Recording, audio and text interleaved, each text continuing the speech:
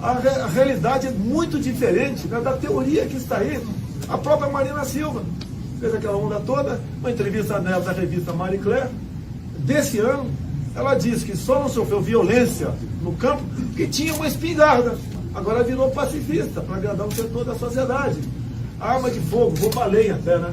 Além de defender a sua vida, defende a liberdade do povo. Olha a Venezuela, 2012, o Lula participou lá, junto com o Chaves, de uma política desarmamentista. O que acontece com o povo lá? É abatido quando vai em qualquer movimento. Estão fugindo para o Brasil agora. Mas é porque o senhor falou isso e a gente foi dar uma pesquisada no Estatuto da Criança e Adolescente, estabelece que é crime em fornecer gratuitamente, entregar de qualquer forma a criança ou adolescente a munição ou explosiva. Em 89 eu tinha 5 anos de idade, o ECA é de 90. Mas não, eu defendo que o pai ensine o que é uma arma de fogo para o filho, para que serve. Que nas comunidades tem moleque de 8 anos de idade usando um fuzil maior do que ele, essa é uma realidade. Tá ok? Então não podemos gerar produzir aqui uma geração de covardes, de submissos. Não podemos partir para esse tipo de política. Sempre se entregue, não reaja. Cada vez mais a bandidagem cresce. Se quisermos combater a violência, né, dentro de casa, eu defendo que cada cidadão de bem possa ter uma arma de fogo. Eu entendo, ele tem que mostrar para o filho dele que aquilo é uma arma. Até para o filho, se um dia achar, não saber o que é e fazer besteira com ela. Candidato, mudando de assunto, falando de emprego, em Araçatuba, por exemplo. Trabalho, uma legislação bastante complexa e grande para você empregar uma pessoa. É um excesso de direito no Brasil. Olha, a Constituição só tem direito, não tem dever. Tem que começar a mudar isso daí. O empresariado tem dito para mim que o trabalhador vai ter que decidir um dia. Repito, o empresariado tem dito para mim que o trabalhador terá que decidir um dia menos direito de emprego ou todos os direitos de emprego. Você quer ser patrão no Brasil? Você sabe o que é ser patrão no Brasil? Com todo respeito? Não é fácil. Não é fácil. Agora, se eu quero trabalhar 20 horas por dia e pôr no privado nesse hotel, por que eu não posso ter esse direito? Por que tem que o Estado estar me tutelando? Se o Estado me dá emprego, então ele tem que deixar eu procurar emprego, não interessa em quantas condições. Ninguém quer trabalho escravo, nem a nada de escravidão, nem nada disso. Mas o Brasil está numa situação que a mão de obra é tão cara, os encargos trabalhistas são tão caros, que você produz aqui, a não ser os commodities, né, você raramente consegue botar de forma competitiva em lugar, em mercado nenhum do mundo. A questão da participação do senhor nos debates, principalmente de TV, estão confirmados? Não tem confirmação. De acordo com a política é momento. Política não é matemática, né? Se eu achar que não devo comparecer, eu não vou comparecer, não tenho compromisso com ninguém. Eu vi uma pesquisa agora, não sei a fonte, né? Caso o Jair Bolsonaro não compareça a um debate, você assistirá, sim ou não? 90% diz que não vai assistir. Então o que acontece? Eu vou querer cota de patrocínio, né? Tem direito ou não? Pô, eu vendo, é verdade, pô. Você assistiu o Roda Viva comigo, assistiu o Globo News comigo, pô. Agora, nos debates, eu estou sem liberdade, dá uma resposta. Igual você perguntou da agricultura familiar, o garoto aqui, o jovem aqui do lado aqui. Eu acho que eu levei 3 minutos para te responder. Uma resposta que eu acho que está de acordo com a minha resposta. Como é que eu vou responder em 45 segundos um trem dessa aí? Não é a minha. Eu jogo futebol de campo e não salão. O debate é futebol de salão, eu quero futebol de campo. Deputado, como o senhor vê a atuação do nosso Poder Judiciário, o STF, que em suas últimas manifestações públicas realmente adota um lado, né, dentro da política e adota uma postura de ativismo judicial? O senhor acha que tem que continuar essa prática de o presidente indicar o ministro do STF? O que o senhor pensa sobre isso, né? Esse ativismo judicial. Do desembargador Favredo? Não. É o que soltou o Lula com a confusão de poucas semanas atrás. Passado, né? Eu acho que era um Lula ainda, tá? O Sérgio Moro também foi cotado, foi barrado. Graças a Deus. Sabe por quê? Se ele estivesse lá, não estaria na 13ª Vara em Curitiba. Estaria um outro.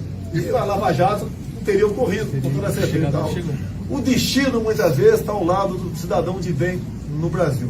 Tá certo? Agora, até há poucas semanas eu falei, né, vamos aumentar mais 10. O pessoal caiu de pau em cima de mim. Que como está, você fazendo uma boa reforma na questão trabalhista, né, ou do Ministério Público, o Supremo pode julgar inconstitucional. Olha o que o Supremo fez há poucas semanas. Julgou, né, declarou inconstitucional a minha lei, que foi uma emenda à lei, né, 2 artigos de uma lei, que falava do voto impresso. E a argumentação da senhora Raquel Dodge? que a impressão do voto comprometia a segurança das eleições. Nem vou concluir. E resolveram ter apenas um voto eletrônico. Com todo respeito, eu que estou aqui para responder e não vocês, mas na consciência de vocês. Vocês confiam nessa urna eletrônica? Tá? Estou vendo aqui parece de origem japonesa, né, o garoto aqui. Eu fui criado perto de Registro, lá no Vale do Ribeiro, uma grande colônia japonesa, um grandes amigos lá. O Japão, que é um país extremamente desenvolvido nessa área, não aceita a urna eletrônica. Porque nós, tupiniquim, temos que aceitar e falar que é legal. Pode haver fraude ou não. Não temos como comprovar que houve, nem como não houve. Tudo no Brasil é aparelhado. Tudo nós desconfiamos no Brasil. Não vamos desconfiar dessa maquininha da urna eletrônica? Bolsonaro, são duas questões. Primeiro, eu só queria entender, certo, se o senhor vai participar dos debates na televisão. De manhã o senhor falou que ia participar de três debates até o primeiro turno. E agora o senhor falou que política é o momento que se achar que não aparecer, o senhor não vai participar do debate. A outra é que a candidatura do senhor é contestada no TSE, sob o argumento de que se eventualmente o senhor ganhar, o senhor vai poder exercer o mandato, que o senhor já é os dois vezes.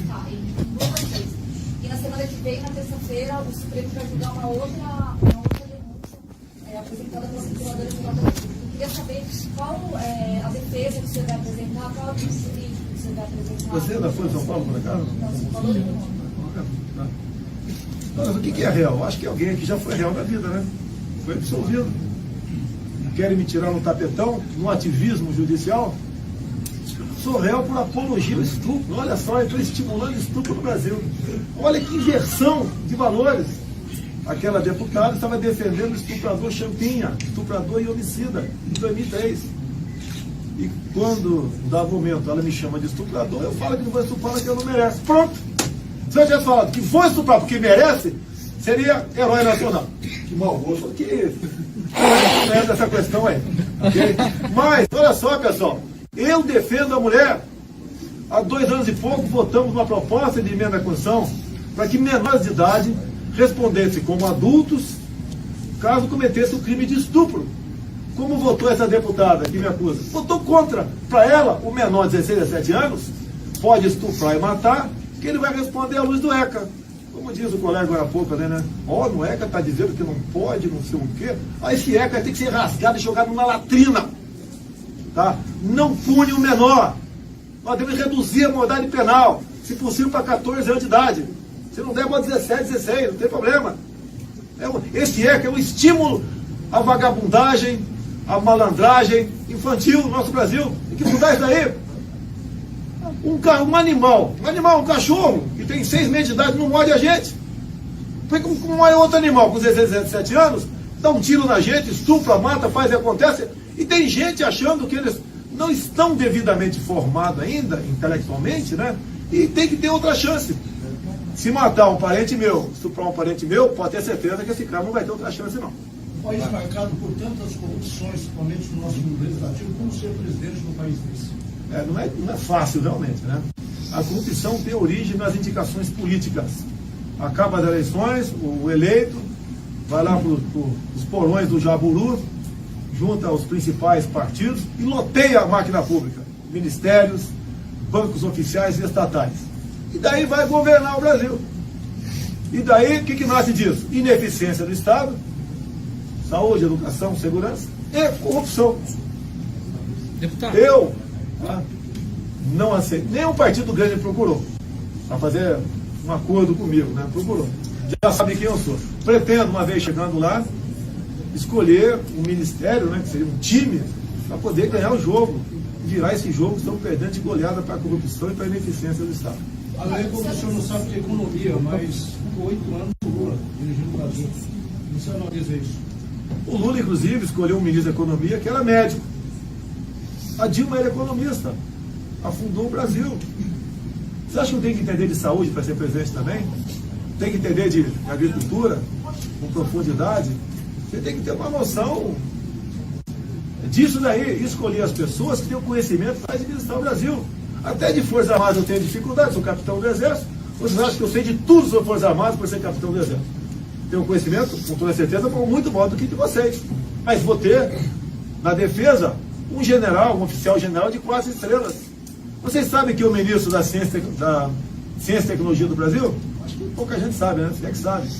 Ele não sabe a diferença de lei da gravidade e gravidez. Como é que pode um elemento desse estar à frente do ministério tão importante como esse, que vai para inovação, para pesquisa? Não pesquisamos nada no Brasil. E o pessoal de vergonha fica de palhaçada comigo, né? Bota o Nióbio de vice, o Grafeno de presidente.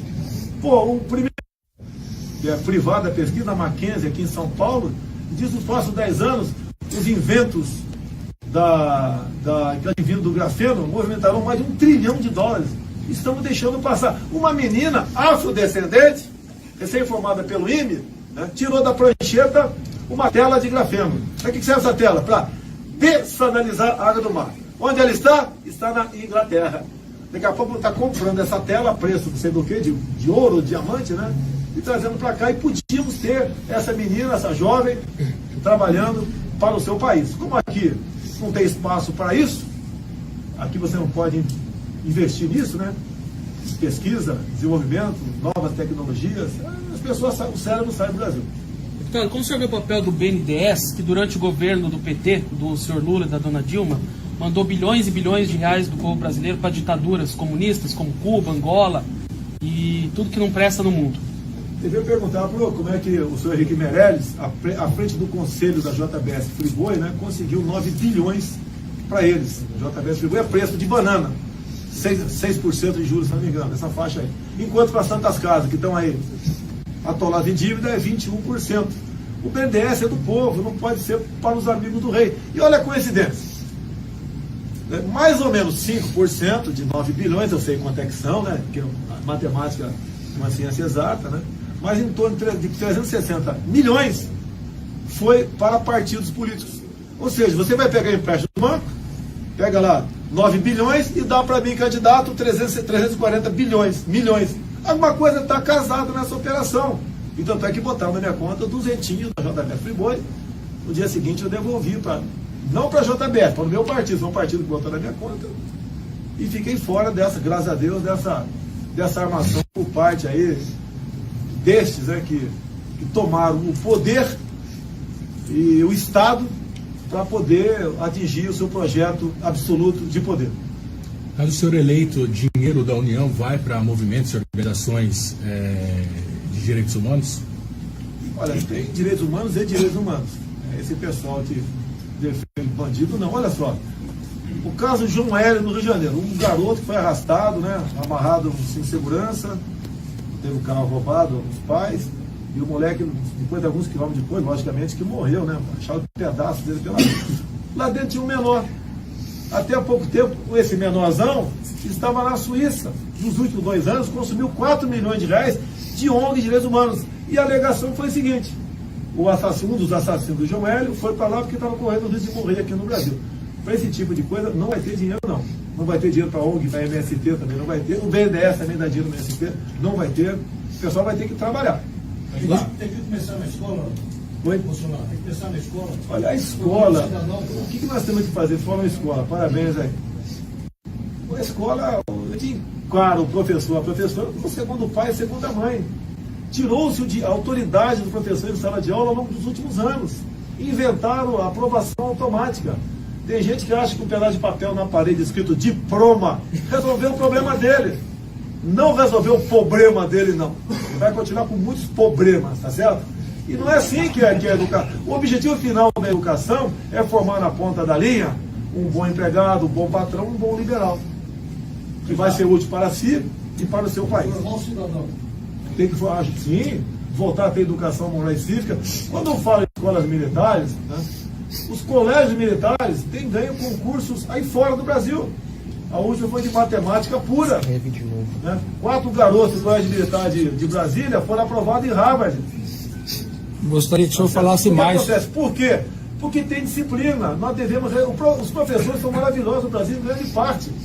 E nós devemos dar poderes para exercer a autoridade de sala de aula. Vai o professor tomar um telefone celular de um garoto durante a aula? Vai ter problema. Isso tem que deixar de existir. Mexer no currículo escolar também. Nós devemos, de preferência, no ensino médio, dar uma formação técnica para essa garotada. Verdade.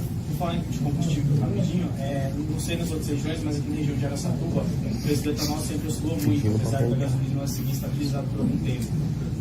O senhor pretende criar algum tipo de política que controle o preço do etanol, como o preço da gasolina? Olha só, no que depender de mim, o produtor aqui de etanol vai poder vender combustível na porta da fazenda dele. Não fala em liberalismo? Por que só liberar os outros do nosso lado de cá? Muitas vezes um caminhão, tanque, viaja 200 quilômetros, troca a nota e volta para vender aqui mesmo, porque tem aquele monopólio que tem que passar pelas distribuidoras. Vamos burocratizar isso aí. Para preço do combustível, vamos falar do Rio de Janeiro, que não é diferente dos demais estados. Cada litro de gasolina você paga R$ 1,60 de ICMS. O governo federal não vai ter como mexer nisso. Tem que sabatinar os governadores, ver o que eles podem fazer. A carga tributária ultrapassou o limite da razoabilidade. Todos os limites. Até um tal de Laffer falou isso muito tempo atrás. Né? Sobre a escola militar ainda... O papel da Amazônia no desenvolvimento do Brasil, o papel da Amazônia, qual que é? Olha só, a Amazônia pode ser solução para o mundo e está sendo problemas para nós. No programa meu da Globo News, o momento mais importante foi quando eu perguntei para a senhora Mira Leitão se ela sabia do AAA. Ela balançou a cabeça afirmativamente. Logicamente, depois eu descobri sobre o assunto. Nós temos o que o mundo todo não tem mais: riquezas minerais e biodiversidade. Poucos países têm em menor quantidade que nós temos aqui. O que é o AAA? Andes, Amazônia, Atlântico, um grande corredor ecológico. A largura varia de 50 a 150 quilômetros, 136 milhões de hectares. E esses estudos que tem fora, como da França, falar sobre o clima, que aqui no Brasil todo mundo, clima, meio ambiente, né? Tá certo? Estamos para perder essa área porque ela será vital para a sobrevivência da humanidade. Deixaremos de ter autonomia sobre essa faixa do nosso região amazônica. E aquele espaço, como fecha toda por cima da calha dos Solimões e do Amazonas, nós vamos perder pela manobra Roraima e parte da Amazônia. Vamos perder toda a Amazônia por causa desse ativismo ambiental que o pessoal não sabe o que é e bate palmas. O mundo nenhum tem piedade de nós. Ninguém está preocupado conosco. Não existe amizade entre nações. E essas nações estão fazendo a coisa certa, nos isolando. Nós que estamos sendo fracos e antipatriotas, aceitando essas políticas que vêm de fora para dentro. O senhor mencionou já que o ensino à distância poderia ser uma possibilidade para a educação. Queria que o senhor falasse mais sobre isso.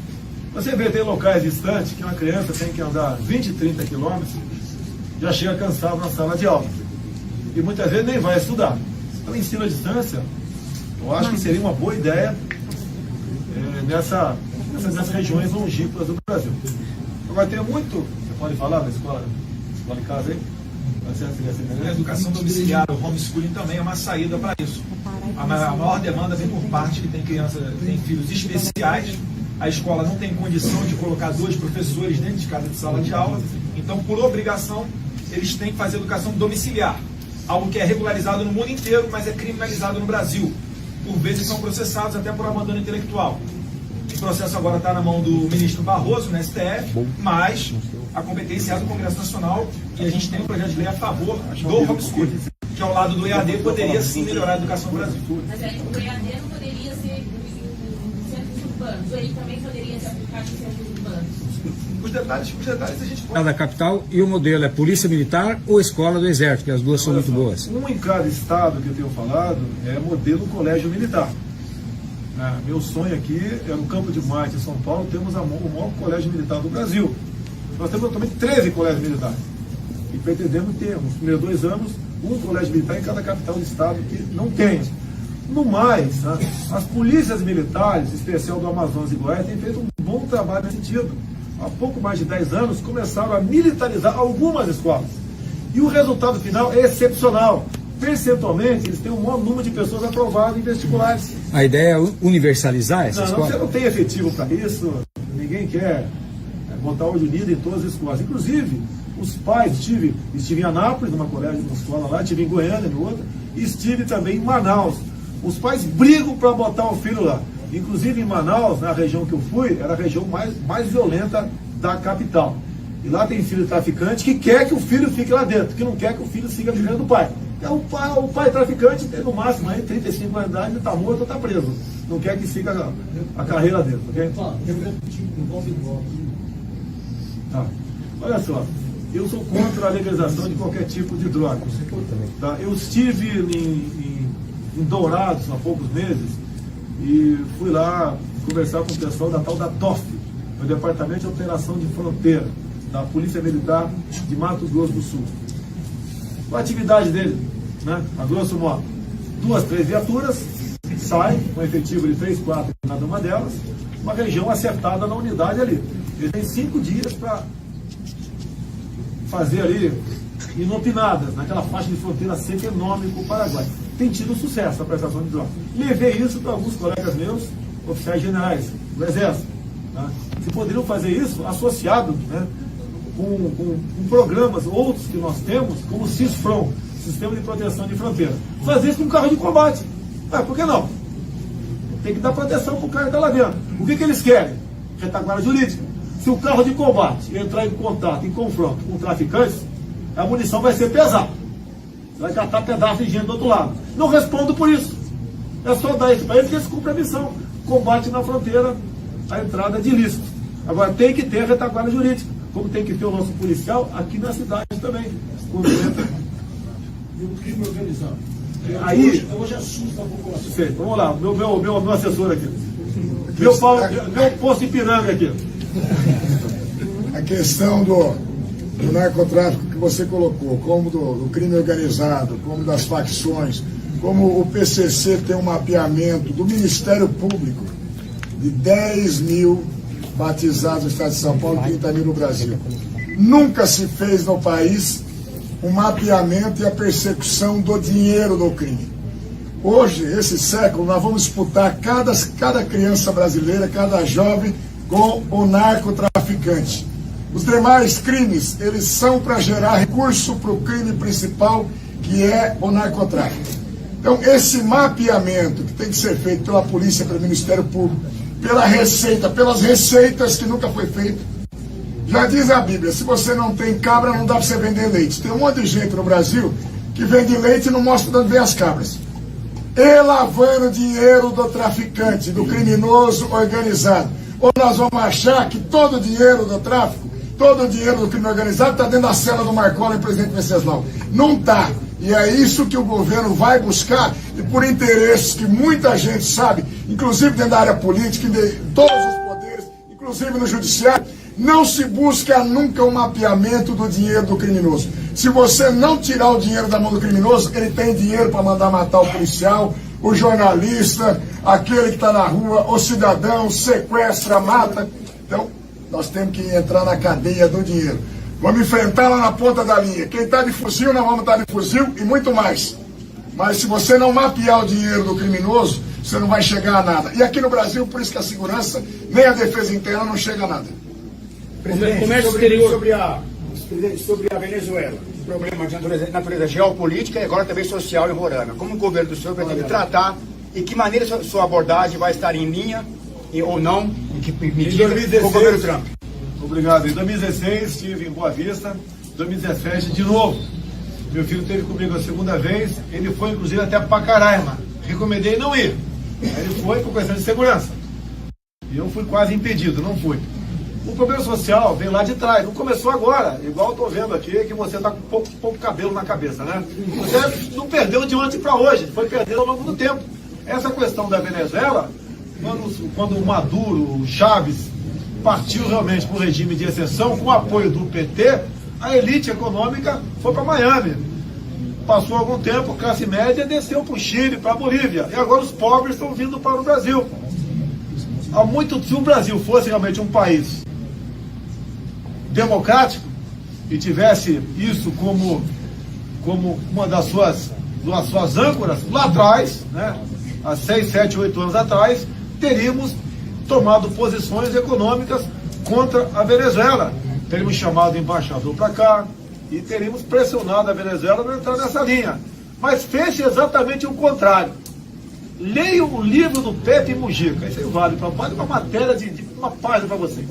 Leio apenas 2 páginas. Pepe Mujica, ex-presidente do Uruguai, integrante do Foro de São Paulo. Páginas no 98 e o 99. Ele conta nessas duas páginas como afastaram o Paraguai para que então entrasse a Venezuela do Mercosul. E ele termina que Dilma Rousseff, para esse caso, né, entre outros, sempre tomou decisões de Estado, ouvindo dentro do Palácio do Planalto as inteligências cubana e venezuelana, assessorada pela ABIN. Precisa falar mais alguma coisa? É a mesma coisa que Benjamin Netanyahu, Israel, tomar decisões de Estado, ouvindo o Hamas e o Fatah. Esse é o Brasil. Pior que a corrupção é a questão ideológica em nosso Brasil. A própria senhora presidente do PP, há pouco tempo, né, reiterou o apoio ao regime de Maduro, como lá realmente a democracia estivesse funcionando. O grande ensinamento que fica disso tudo: não brinquemos com o comunismo e nos cuidemos com o Foro de São Paulo, para que nós não cheguemos à situação que chegou a nossa Venezuela.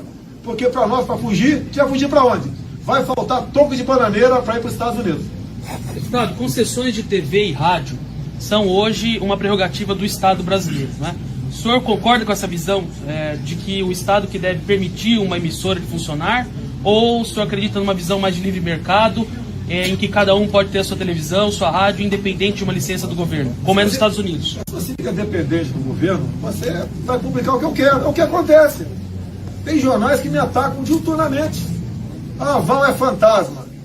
Dia 10 de janeiro descobriram que a Val é fantasma. Daí a gente vai nos anais da Câmara, boletim administrativo, ela está de férias entre 23 de janeiro e 23 de dezembro e 23 de janeiro.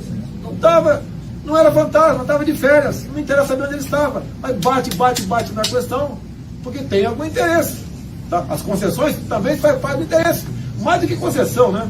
É a questão do aporte de recursos do orçamento, verba publicitária, né? Verba publicitária. Tem empresa aí que está ganhando muito mais do que diz, do que reza a mídia técnica. No que depender de mim, mídia técnica e todos vocês, que não dá concessão, dá o direito para explorar. E com toda certeza, se você começa a não vender a verdade, o povo não compra mais teu jornal, não assiste mais tua televisão, ou não ouve mais teu rádio. Candidato, tem uma pergunta aqui. Hoje no Brasil é investido 4 vezes mais no ensino superior do que no ensino básico. E muitas vezes esse dinheiro é usado para projetos ridículos no ensino superior.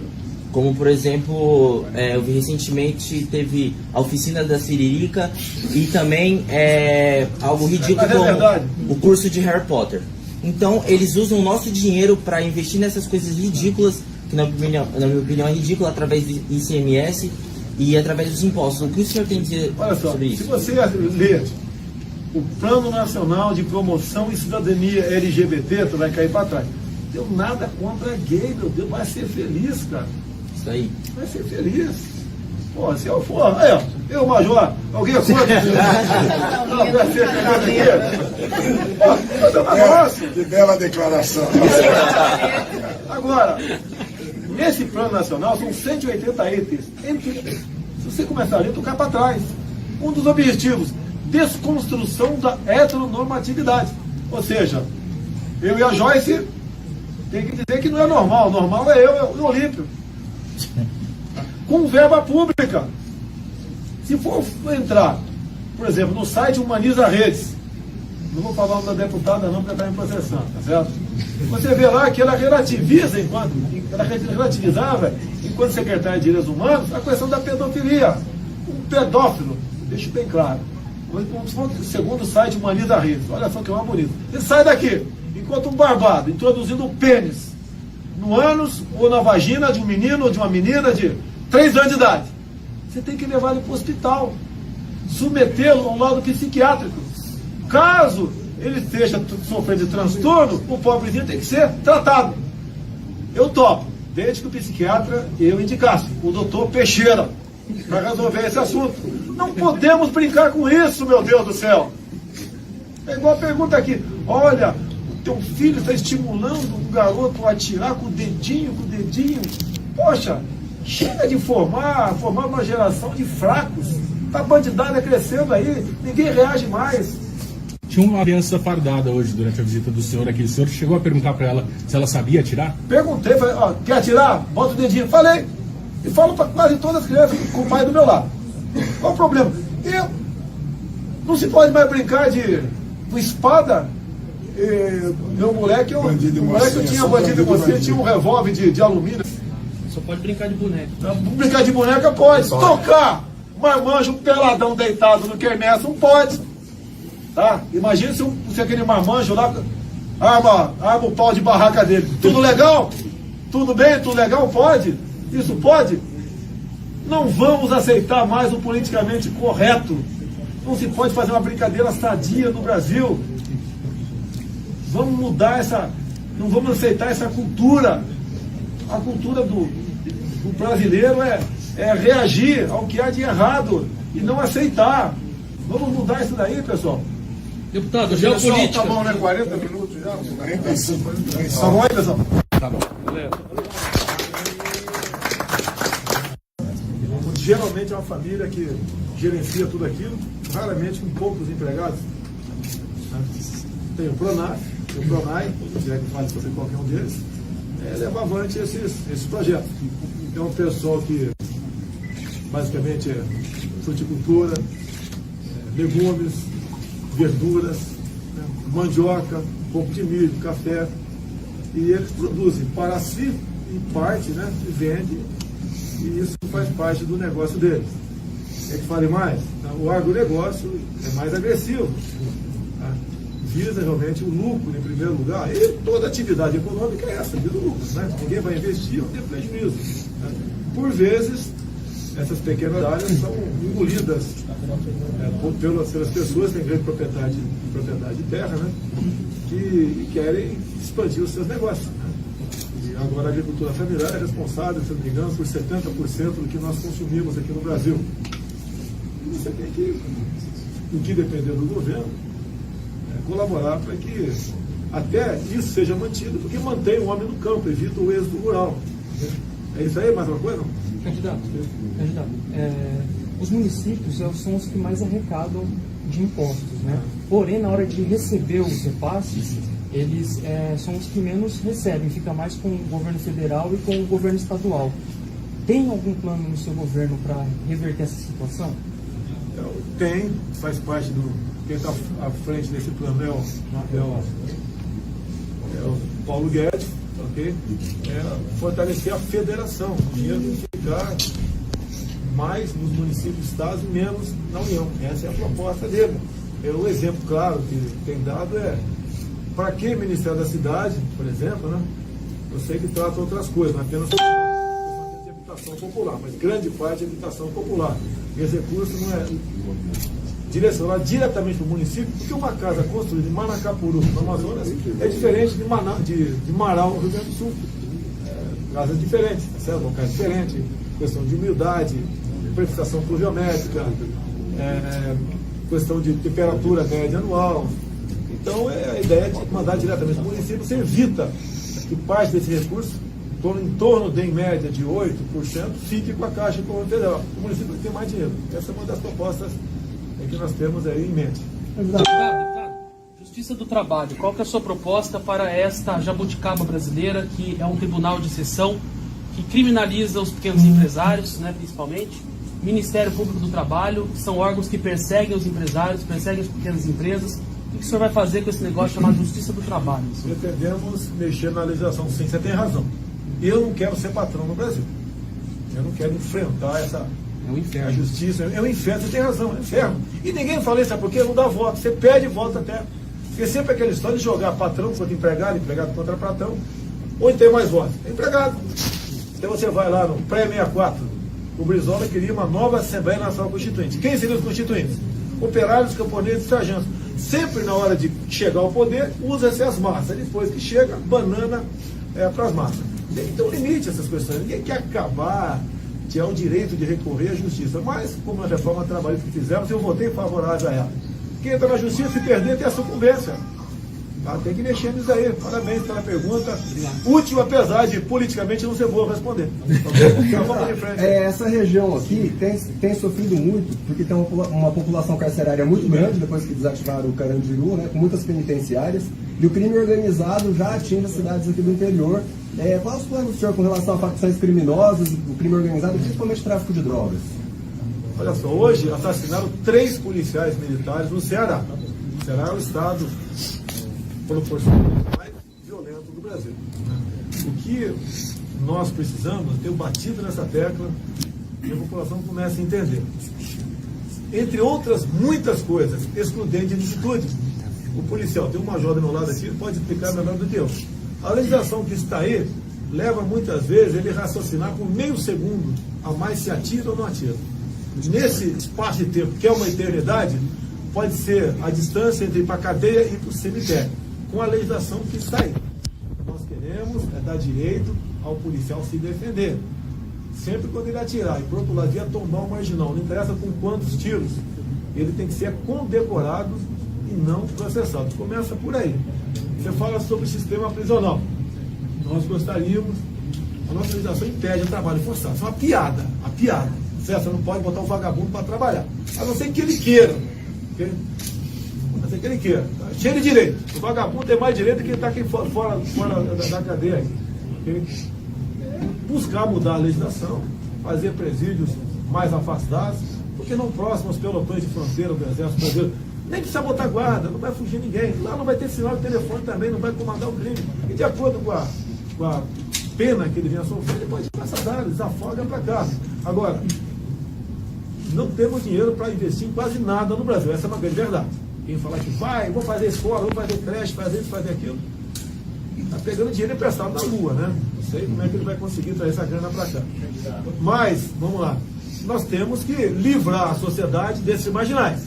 Se a cadeia é uma antessala do inferno, e tem gente preocupada com isso, o vagabundo se preocupe mais antes de cometer um ato delituoso. A ver que você é meio japa. No Japão tem pena de morte.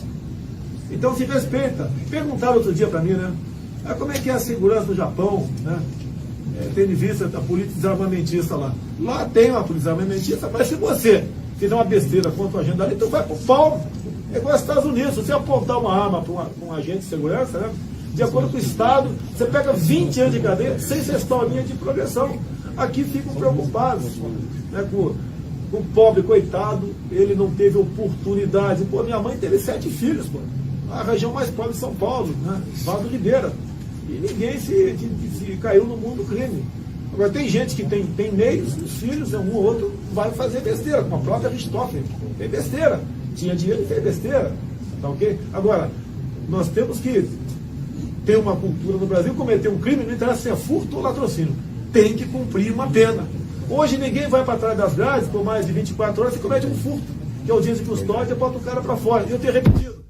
Qual a diferença de furto para roubo e latrocínio? É a oportunidade, é o momento. É você estar presente, né, como cidadão de bem na cena do crime. É a ação do criminoso se vai te abater mortalmente ou não. Por que prender o cara só quando ele comete um latrocínio e não quando comete um furto?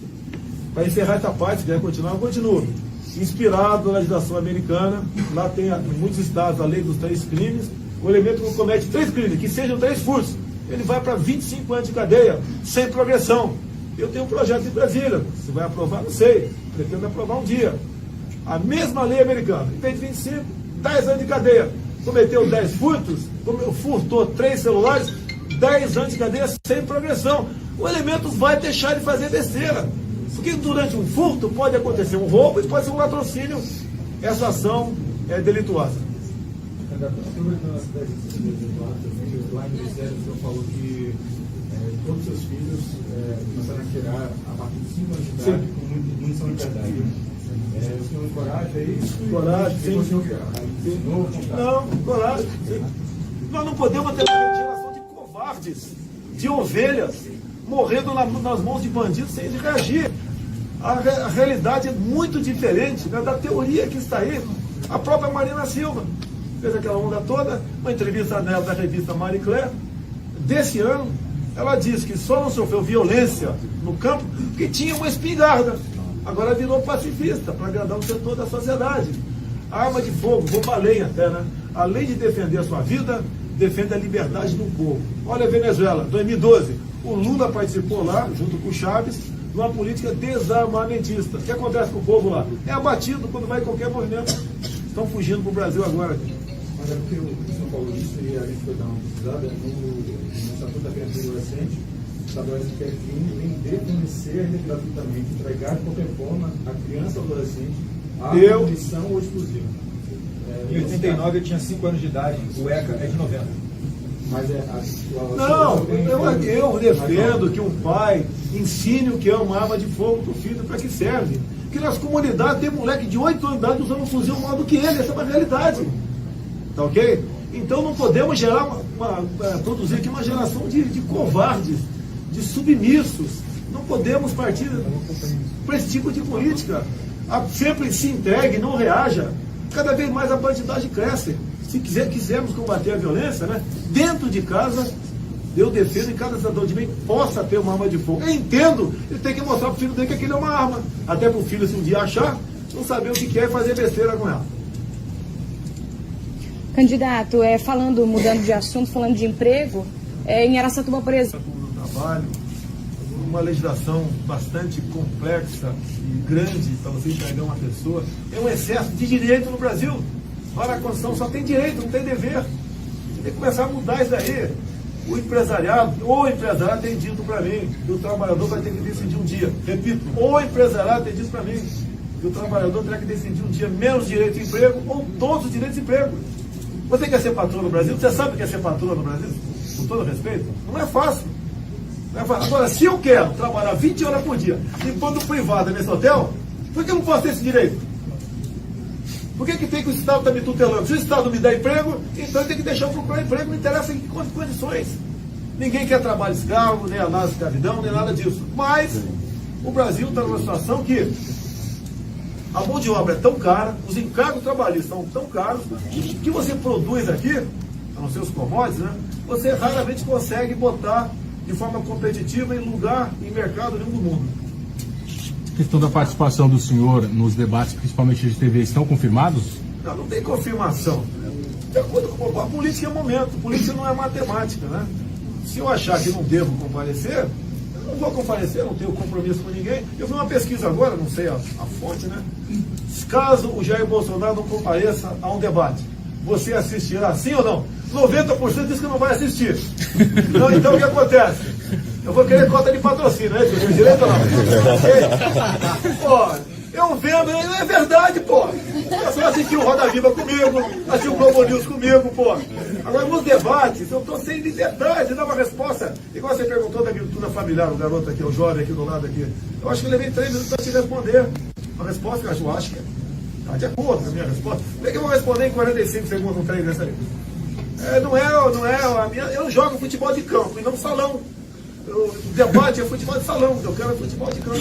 Deputado, como o senhor vê a atuação do nosso Poder Judiciário, o STF, que em suas últimas manifestações públicas claramente adota um lado, né, dentro da política e adota uma postura de ativismo judicial? O senhor acha que tem que continuar essa prática de o presidente indicar o ministro do STF? O que o senhor pensa sobre isso, né? Esse ativismo judicial. Do desembargador Favredo? Não. É o que soltou o Lula com a confusão de poucas semanas atrás. Passado, né? Eu acho que era um Lula ainda, né? O Sérgio Moro também foi cotado, foi barrado. Graças a Deus. Sabe por quê? Se ele estivesse lá, não estaria na 13ª Vara em Curitiba. Estaria um outro. E a Lava Jato não teria ocorrido, com toda certeza. Então, o destino, muitas vezes, está ao lado do cidadão de bem no Brasil. Tá certo? Agora, até há poucas semanas eu falei, né? Vamos aumentar mais 10. O pessoal caiu de pau em cima de mim. Que como está, você fazendo uma boa reforma na questão trabalhista, do Ministério Público, o Supremo pode julgar inconstitucional. Olha o que o Supremo fez há poucas semanas. Julgou, né, declarou inconstitucional a minha lei, que foi uma emenda à lei, né, 2 artigos de uma lei, que falava do voto impresso. E a argumentação da senhora Raquel Dodge, que a impressão do voto comprometia a segurança das eleições. Nem vou concluir. E resolveram ter apenas um voto eletrônico. Com todo respeito, eu que estou aqui para responder e não vocês, mas na consciência de vocês. Vocês confiam nessa urna eletrônica? Estou vendo aqui parece origem japonesa, né, o garoto aqui. Eu fui criado perto de Registro, lá no Vale do Ribeiro, uma grande colônia japonesa, com grandes amigos lá. O Japão, que é um país extremamente desenvolvido nessa área, não aceita a urna eletrônica. Porque nós, tupiniquim, temos que aceitar e falar que é legal. Pode haver fraude ou não. Não temos como comprovar que houve, nem como não houve. Tudo no Brasil é aparelhado. tudo nós desconfiamos no Brasil. Não vamos desconfiar dessa maquininha da urna eletrônica? Bolsonaro, são duas questões. Primeiro, eu só queria entender, certo, se o senhor vai participar ou não dos debates na televisão. De manhã o senhor falou que ia participar de três debates até o primeiro turno. E agora o senhor falou que politicamente, se achar que não vai comparecer, o senhor não vai participar do debate. A outra é que a candidatura do senhor é contestada no TSE, sobre o argumento de que se eventualmente o senhor ganhar, o senhor vai poder exercer o mandato, que o senhor já é réu em duas vezes. E na semana que vem, na terça-feira, o Supremo vai julgar uma outra denúncia apresentada pela Procuradora-Geral da República. Eu queria saber qual a defesa que o senhor vai apresentar, qual o juízo político que o senhor vai apresentar. Você ainda foi em São Paulo, por acaso? Não, São Paulo não. Mas o que é réu? Acho que alguém aqui já foi réu na vida, né? Foi absolvido. Querem me tirar no tapetão, no ativismo judicial? Sou réu por apologia ao estupro. Olha só, eu estou estimulando estupro no Brasil. Olha que inversão de valores. Aquela deputada estava defendendo o estuprador Champinha, estuprador e homicida, em 2003. E quando, dá momento, ela me chama de estuprador, eu falo que foi estuprar porque não merece. Pronto! Se eu tivesse falado que foi estuprar porque merece, seria herói nacional. Que mau gosto.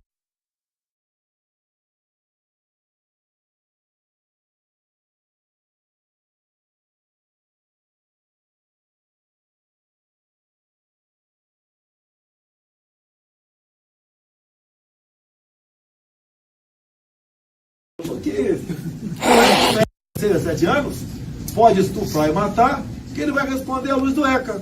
Como diz o colega agora há pouco, né? No ECA está dizendo que não pode, não sei o quê. Aí esse ECA tem que ser rasgado e jogado numa latrina. Tá? Não pune o menor. Nós devemos reduzir a modalidade penal, se possível para 14 anos de idade. Se não der, para 17, 16, não tem problema. Esse ECA é um estímulo à vagabundagem, a malandragem infantil no nosso Brasil. Tem que mudar isso daí. Um animal, um cachorro, que tem 100.